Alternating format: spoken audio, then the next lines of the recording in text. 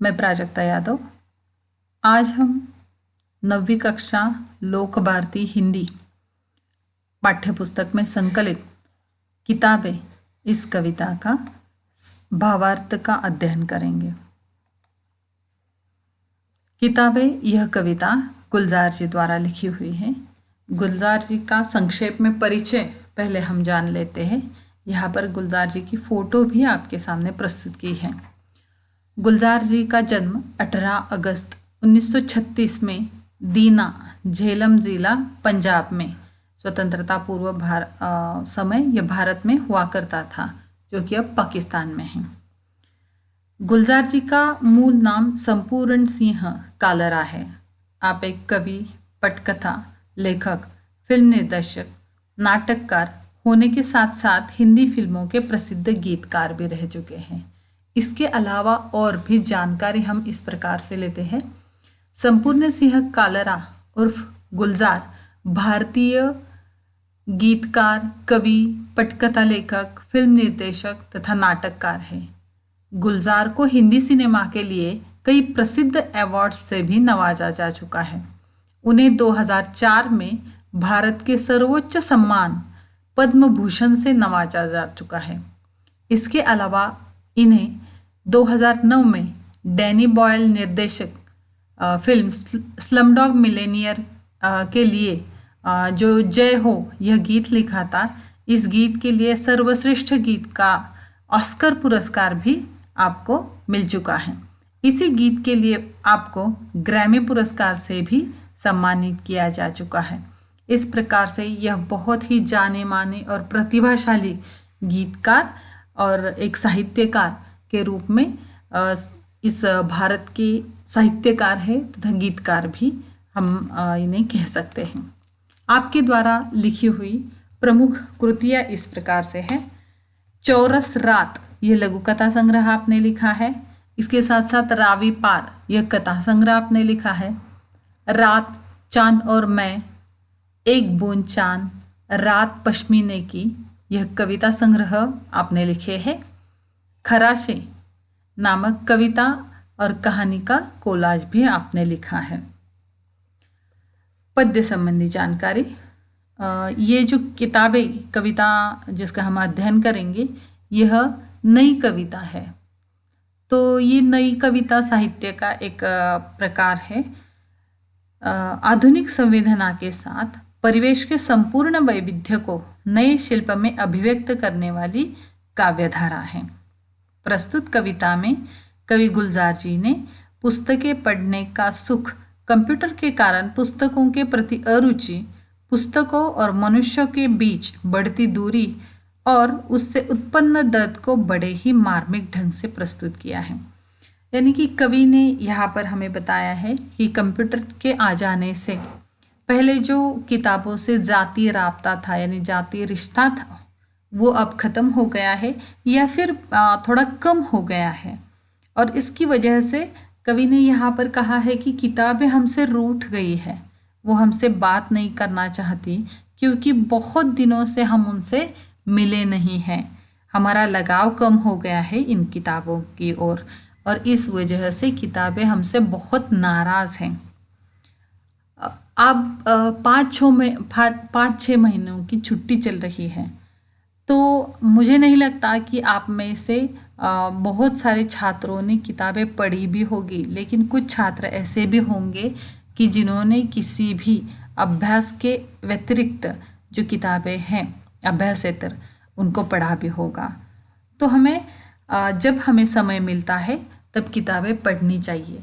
देश की जो भी जानी मानी हस्तियां हैं, जैसे कल ही मैंने भगत सिंह के बारे में जानकारी पढ़ी, तो उनके बारे में ऐसा कहा जाता था कि बचपन से ही वो जो शर्ट पहनते थे, उस शर्ट में वो दोनों तरफ जेब सिया करते थे और एक जेब में उनकी हमेशा किताब रखी जाती थी, या वो अपने साथ किताब लेकर जाते थे। जहाँ कहीं भी उनको समय मिलता था तो वह किताबें पढ़ते थे, थोड़ा सा भी समय मिलने पर। तो इन किताबों से हमें वैश्विक ज्ञान मिलता है। घर बैठे बैठे हम पूरे विश्व के सफ़र कर सकते हैं, तो क्यों ना हम इनसे ज्ञान प्राप्त कर ले, या फिर जो कुछ भी हमारे रुचि है उस रुचि के अनुसार ही सही हमें किताबें पढ़नी चाहिए। ये बात बताने के लिए कवि गुलजार जी यहाँ पर हमारे सामने प्रस्तुत करते हैं कविता किताबें। अब इसका भावार्थ हम समझ लेते हैं। पहले छंद में गुलजार जी यहाँ पर कहते हैं, यहाँ पर चित्र दिखाया गया है। जो कुछ भी बातें गुलजार जी कहेंगे उसके संदर्भ में चित्र भी यहाँ पर है और उसका अर्थ यहाँ पर आप पढ़ सकते हैं या फिर लिख सकते हैं। किताबें झांकती हैं बंद अलमारी के शीशों से। किताबें झांकती हैं बंद अलमारी के शीशों से, बड़ी हसरत से तकती हैं। महीनों अब मुलाकातें नहीं होती। जो शामें उनकी सोहबत में कटा करती थी, अब अक्सर। यहाँ पर गुलजार जी हमें कहते हैं कि पहले ज़माने में हर एक घर में किताबों की अलमारी हुआ करती थी। जो पढ़े लिखे लोग थे और उनके घरों में किताबों की अलमारी हुआ करती थी। आज भी बहुत सारे घरों में दिखावे के लिए ही सही, लेकिन किताबों की अलमारी रखी होती है। तो इस अलमारी को जो शीशा लगाया जाता है, उस शीशे के अंदर किताबें बंद हैं और वो क्या कर रही है, बड़ी बेबसी से शीशे के अंदर से झांक रही है, देख रही है। हमें झांकना यानी देखना, और बड़ी हसरत से तकती है। हसरत यानी उम्मीद से वो हमारी ओर देखती है कि कभी न कभी तो ये आदमी आएगा, इस अलमारी को खोलेगा और किताबों को पढ़ेगा। क्योंकि महीनों अब मुलाकातें नहीं हुई, महीने हो गए हैं, घर के मालिक ने या इस किताबों के मालिक ने मुझे हाथ भी नहीं लगाया है। ऐसी शिकायत किताबें करती हैं। जो शामें उनकी सोहबत में कटा करती थी, अब अक्सर। पहले क्या हुआ करता था कि शाम होने के बाद घर का हर एक सदस्य किताबें हाथ में लेकर पढ़ा करता था। उनके बारे में चर्चाएं होती रहती थी। जब दो दोस्त मिल जाते थे तो तुम कौन सी किताब पढ़ रहे हो, मैं ये किताब पढ़ रही हूँ, इस प्रकार से चर्चा हुआ करती थी। लेकिन आज इस बात पर कभी चर्चा नहीं होती, या फिर ऐसे पढ़ने वाले जो लोग हैं वो कम हो गए हैं, और यही शिकायत किताबें यहाँ पर करती है। कवि ये शिकायत हमारे सामने भी प्रस्तुत करते हैं कि ये किताबों को अब बहुत उदास हो गई है, नाराज़ है हमसे, और वह बहुत उम्मीद के साथ हमें कहती है कि कभी तो ये समय आएगा कि फिर से मुझे पढ़ने के लिए तुम्हारे पास समय रहेगा। अगले छंद में कवि कहते हैं, गुजर जाती है कंप्यूटर के पर्दों पर, बड़ी बेचैन रहती है किताबें। अब उन्हें नींद में चलने की आदत हो गई है। जो कदरें वो सुनाती थी कि जिनके सेल कभी मरते नहीं थे, वो कदरें अब नज़र नहीं आती है घर में, जो रिश्ते वो सुनाती थी। अब क्या हो गया है, किताबों का ज़माना अब थोड़ा आगे निकल चुका है और अब कंप्यूटर का, मोबाइल का ज़माना आ गया है। अगर हमें किसी भी प्रकार का नॉलेज चाहिए तो हम क्या करते हैं, पहले क्या हुआ करता था, डिक्शनरीज हम लेते थे, विकिपीडिया लेते थे, और उससे जो कुछ भी चाहिए हमें ज्ञान, वो हम उससे निकाल लेते थे या फिर पढ़ते थे। लेकिन आजकल क्या हो जाता है, कंप्यूटर के पर्दे पर एक माउस के साथ अगर हम एक क्लिक भी करते हैं तो सारी जानकारी हमारे सामने प्रस्तुत हो जाती है। तो इस वजह से किताबों से हम थोड़े से दूर हट गए हैं। इस वजह से क्या हुआ है, किताबें बहुत बेचैन रहने लगी है। अरे इसका तो मेरे साथ संपर्क ही नहीं हो पा रहा है, और इस वजह से किताबें बहुत नाराज़ है। हम भी कभी कभी ऐसा हो जाता है कि किताबों को याद करते हैं, लेकिन मन ही मन में कहते हैं अब मुझे तो किताब बहुत पढ़नी है लेकिन मेरे पास समय नहीं है। तो इस बारे में सोचते सोचते क्या हो गया है, उन्हें अब नींद में चलने की आदत हो गई है। तो इस किताबों के बारे में सोचते हुए कवि कहते हैं कि नींद में भी मुझे ये किताबें याद आने लगी है, लेकिन अफसोस क्या करूँ, इसके लिए मेरे पास समय नहीं है। क्योंकि जो कुछ भी काम मुझे पहले किताबों से जो कुछ भी जानकारी मिलती थी, अब तो वो मुझे कंप्यूटर के पर्दे पर मिल जाती है। तो इसकी वजह से अब मुझे किताबों की उतनी ज़्यादा ज़रूरत नहीं है, या मेरी ज़रूरत कम हो गई है। जो कदरें वो सुनाती थी, यानी इन किताबों से हमें जो कुछ भी जानकारी मिलती थी, जो रिश्ते तैयार होते थे, वो क्या हुआ है, अब वो नहीं रहे हैं। कि जिनके सेल कभी मरते नहीं थे। अब सेल किन बातों का लगाया जाता है कि जो बातें बहुत दिनों से दुकान में वैसी ही पड़ी हैं और लोग उसे खरीदने वाले लोग उसे नहीं मिल रहे हैं, ऐसे चीज़ों की सेल लगाई जाती है। लेकिन किताबों की तो कभी सेल नहीं लगाई जाती थी, क्योंकि किताबें प्रकाशित होने के बाद तुरंत ही लोग उसे अपने घर ले जाकर पढ़ा करते थे, इसलिए उनके सेल भी लगाने की ज़रूरत कभी नहीं पड़ती थी। मानवीय मूल्यों की जानकारी इन किताबों से हमें मिलती थी।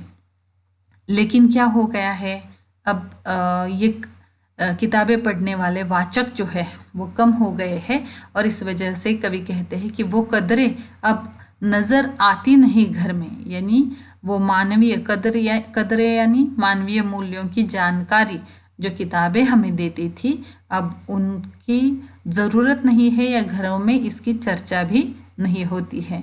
जो रिश्ते वो सुनाया करती थी, जिनसे आपसी रिश्ते जुड़ जाते थे, अब वो नहीं रहे। घर में वो किताबें पढ़ने वाले या फिर ऐसे वाचक जो है वो चर्चाएं अब घरों में नहीं होती हैं। अगले छंद में कवि गुलजार जी कहते हैं, वह सारे उधड़े उधड़े हैं। उधड़े उधड़े यानी बिखरे हुए, बहुत दिनों से किताबों को हाथ नहीं लगाया है, और इसकी वजह से क्या हो गया है, उसके धागे निकल चुके हैं और वह किताबों के पन्ने जो है वो बिखर गए हैं। कोई सफ़ा पलटता है तो एक सिसकी निकलती है। सफ़ा पलटना यानी पन्ना पलटना। किताबें जब हम पढ़ते हैं तो हमें क्या करना पड़ता है, सफ़ा पलटना पड़ता है, यानी एक पन्ने का पढ़ना ख़त्म हो जाने के बाद दूसरा पन्ना पढ़ने के लिए हम उसका सफ़ा पलटते हैं, यानी पन्ना पलटते हैं। तो ये किताबें जो है बहुत ही क्या हो गया है, उसके धागे निकल गए हैं, पुरानी हो गई है। तो ऐसे लगता है कि बहुत दिनों के बाद किसी ने मुझे छुआ है। ये देखकर, ये महसूस करके किताबों से सिसकी निकलती है, यानी वह उसे रोना आ जाता है। कई लफ्ज़ों के मानी गिर पड़े हैं। लफ्ज़ यानी शब्द, मानी यानी अर्थ। तो क्या हो जाता है, इन पुरानी किताबों से बहुत सारे पन्ने टूटकर बिखर जाते हैं और उसके अर्थ भी बिखर जाते हैं। तो कई शब्दों के क्या हो गए हैं, अर्थ इधर उधर बिखर गए हैं, टूटकर गिर पड़े हैं। बिना पत्तों के सूखे टुंड लगते हैं वो सब अल्फाज। तो क्या हो गया है, यहाँ पर कवि कहते हैं बिना पत्तों के सूखे टुंड, यानी बिना पत्तों वाला तना जो होता है, डाली जिसे हम कहेंगे, तो ऐसा किताब जो है ऐसा पेड़ जैसे लगता है सूना सूना, उसी प्रकार से इसके महत्वपूर्ण अर्थ या पन्ने निकल जाने की वजह से वो किताब क्या हो गई है, अर्थहीन बन गई है, रूखी रूखी बन गई है। जिस प्रकार से बिना पत्तों वाला वृक्ष या पेड़ हमें रूखा रूखा लगता है, उसी प्रकार से ये उधड़ी उधड़ी किताबें जो है वह क्या लगती है, बिना पत्तों के सूखे टुंड जैसे लगती हैं, जिस पर अब कोई मानी नहीं उगते हैं, यानी कि जिस पर अब कोई अर्थ नहीं उगने वाला है, या फिर बिना पत्तों का अगर ऐसा कोई पेड़ है कि जिस पर कभी पन्ने नहीं आएंगे तो वो जैसा उदास दिखाई देता है, वैसे ही यह उधड़ी उधड़ी किताबें जो है वो उदास दिखाई देती हैं। अगले छंद में कवि कहते हैं, जुबा पर जो जायका आता था जो सफ़ा पलटने का, यानी जब नई किताब घर में लाई जाती थी, पहले आप देखिए, आप जब छोटे थे और आपके लिए नई किताबें लाई जाती थी तो पहले हमें बहुत उत्सुकता थी कि कब मैं किताबें पढूं। मैं तो हमेशा पहले हफ्ते में ही जो हमारी भाषा विषय की किताबें थी वो सारी पढ़ा करती थी, क्योंकि उसमें बहुत सारी कहानियाँ हुआ करती थी और कहानियाँ पढ़ना मुझे बहुत अच्छा लगता था। तो जल्दी जल्दी में हम क्या करते थे, जुबान पर उंगली रखकर पन्ना पलटते थे तो इन नई किताबों का जायका यानी स्वाद हमारे जीभ पर आ जाता था, हमारे मुंह में आ जाता था। लेकिन अब क्या हो गया है, किताबें भी हमें PDF के रूप में हमें कंप्यूटर के पर्दे पर ही मिलती है। अगर हमें किताब पढ़नी है तो उसके लिए दुकान से किताब लाने की ज़रूरत नहीं है। वो किताब का अगर हम नाम डाल देते हैं कंप्यूटर पर तो वो PDF के रूप में हमें हमारे सामने प्रस्तुत हो जाती है। तो इसका सफ़ा पलटने का जो स्वाद हमारे जुबां पर हुआ करता था अब वो नहीं रहा है, क्योंकि सारी बातें तो हमें कंप्यूटर के पर्दे पर मिलती है। अब उंगली क्लिक करने से बस झपकी गुजरती है, यानी सिर्फ हमें क्या करना है, उंगली से क्लिक करना है माउस से, तो क्या हो जाता है, सारी जानकारी झपकी गुजरते ही, यानी आँख की एक झपकी गुजरते ही हमारे सामने प्रस्तुत हो जाती है। उसे कहीं भी ढूंढने की ज़रूरत नहीं है। बहुत कुछ तह बतह खुलता चला जाता है पर्दे पर, यानी जो जानकारी हमें चाहिए उससे संबंधित और भी बहुत सारी जानकारी हमारे सामने धीरे धीरे खुलने लगती है। तो हम क्यों किताबों को याद करें, क्योंकि सारी जानकारी तो कंप्यूटर के पर्दे पर ही मिल जाती है। तो इसकी वजह से हम किताबों को थोड़ा सा भूल गए हैं, या फिर उनसे रिश्ता जो है वो हमारा कम होता जा रहा है।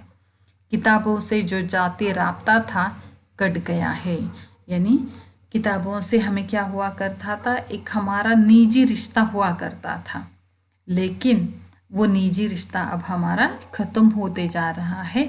जाती राब्ता यानी निजी रिश्ता हुआ करता था, अब वह रिश्ता कम हो गया है, निजी संपर्क हमारा टूट गया है।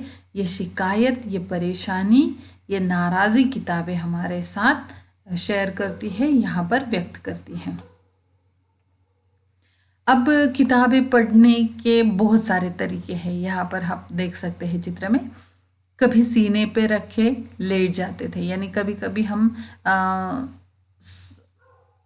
किताबें पढ़ने के लिए कभी कभी हम सोकर भी किताबें पढ़ा करते थे। तो इस प्रकार से हमारे हाथ से सीने पर किताब गिर जाती थी और वैसे ही हम सो जाते थे। तो कभी सीने पे रख के लेट जाते थे, कभी गोदी में लेते थे, कभी घुटनों को अपने रिहल की सूरत बनाकर नीम सजदे में पड़ा करते थे, छूते थे जबी से। यानी रिहल का अर्थ है किताबें पढ़ने के लिए लकड़ी का जो एक बनाया जाता है आसन जिसे हम कहेंगे, तो ये उसे रिहल का जाता है। कभी कभी हम अपने घुटनों को रिहल की तरह बनाकर पुस्तक उस पर रख कर आधा माथा किताब पर टेक कर हम उसे पढ़ा करते थे, उसे माथे पर चढ़ाते थे, यानी उसे हम कभी कभी माथे से छूते भी थे ताकि भविष्य में भी उससे ज्ञान प्राप्त होता रहे। यानी कभी कभार वो किताब पढ़ने के बाद हम उसे माथे से छूते थे, क्योंकि आइंदा भी जब कभी मुझे ज़रूरत हो तो इससे मुझे ज्ञान प्राप्त हो। इल्म यानी ज्ञान, तो आइंदा भी मुझे इससे ज्ञान मिलता रहे, इसे इसलिए कभी कभी हम उसे माथे से भी छुआ करते थे। इस प्रकार से अलग अलग स्थिति में हम ये किताब पढ़ा करते थे। एक सवाल के साथ यहाँ पर गुलजार जी यह कविता ख़त्म करते हैं। देखिए वो सवाल क्या है। मगर वो जो किताबों में मिला करते थे सूखे फूल, यानी कभी कभी किताबों में हम निशान के तौर पर सूखे फूल रखते थे या फिर सुगंधित कागज मिलता है, वो हम इस किताबों में रखा करते थे निशान के तौर पर।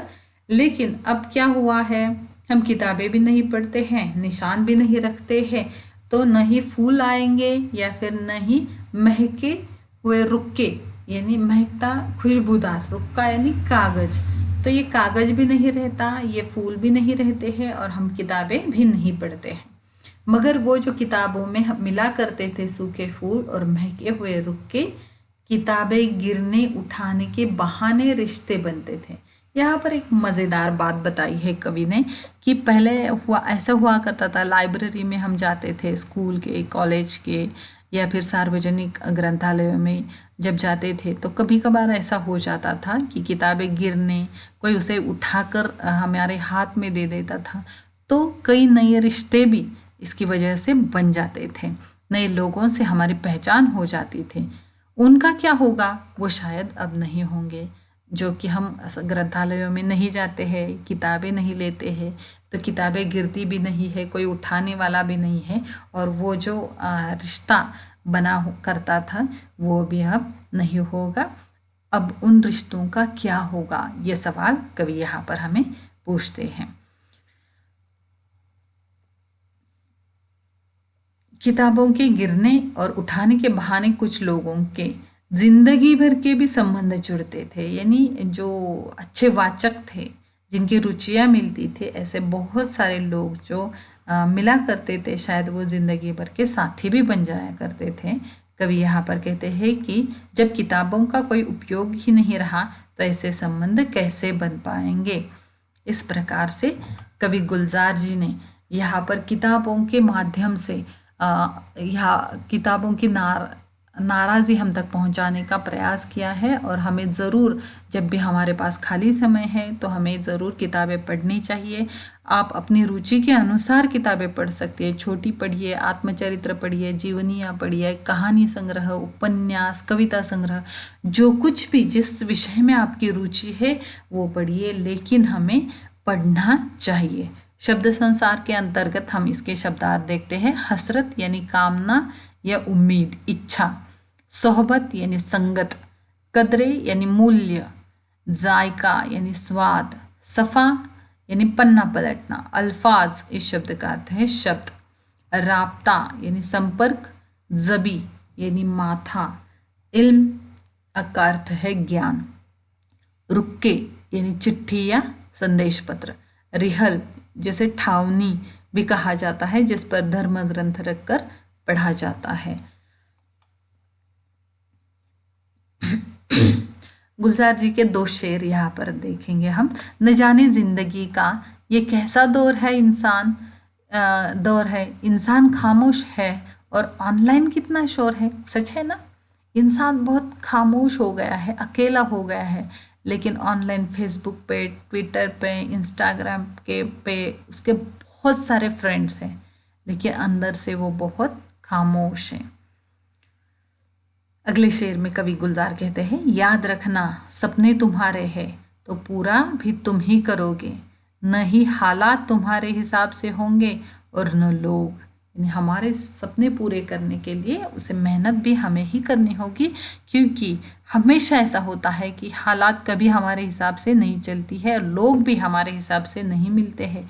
फिर भी उन लोगों के साथ, उस हालात के साथ जंग करके हमें आगे निकलना है और हमारी विजय हमें प्राप्त करनी है, हमारे सपने हमें पूर्ण करने हैं। इस प्रकार से बहुत ही प्रतिभाशाली गायक गीतकार की यह कविता है, किताबें, जिसका हमें अध्ययन करना है और इससे प्राप्त संदेश भी हमें ध्यान में रखना है कि आगे जाकर या फिर इसके आगे आपके पास जब भी खाली समय हो तो आपको बहुत सारी किताबें पढ़नी हैं। यहीं पर हम कविता का भावार्थ खत्म करते हैं। इसका स्वाध्याय अगले वीडियो में देखते हैं। तब तक के लिए धन्यवाद।